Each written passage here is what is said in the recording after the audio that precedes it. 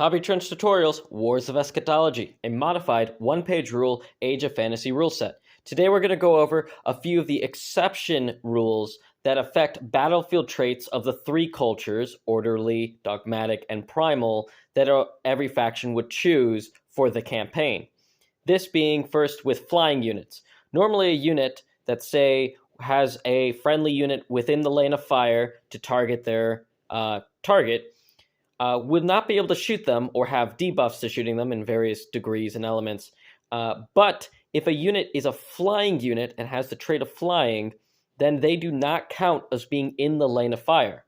So they could shoot them as if no one was here.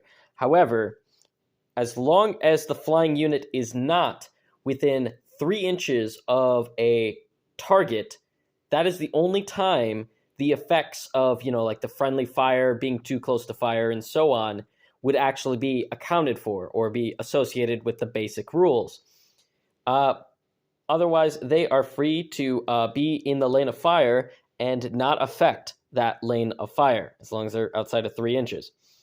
This also includes, no matter what the culture is, a flying unit ignores any of the sense of not being able to move over its own friendly units. So with Fearless, it can move over enemy units, but without the Fearless and Flying trait, just flying, they can move over any of their own friendly units, no matter if they're expendable or they're a disorganized mob. In any sense, they can always fly over any of them because they have the Fly trait. Simple as that. The second element is the auto-passing traits of Undead and Autama. We're going to say this is Autama here, and these, instead of rolling a morale test, they auto-pass.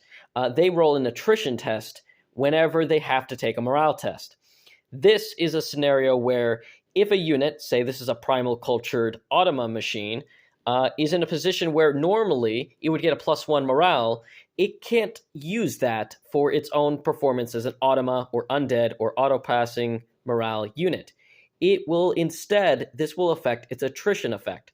So say it fights in a melee, it loses that melee, and in the scenario it would have to take a morale test, it auto-passes, but now it has to make a attrition test.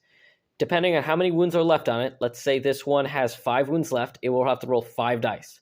On any rolls of a 1, if there's no leaders left in the army, 1s and 2s, the unit will take extra damage on what would be the morale phase.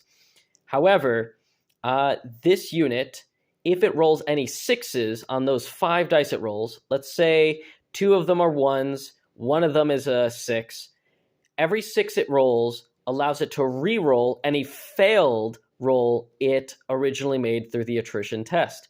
So that 6 lets them re-roll 1 of the 2 1s, therefore potentially negating 1 damage, to the point that it will only take 1 damage from the one that it couldn't reroll.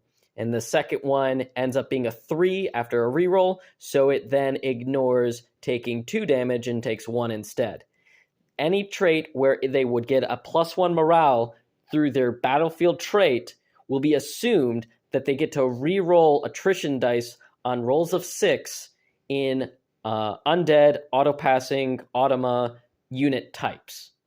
That should cover all the exception units in all battlefield unit types available.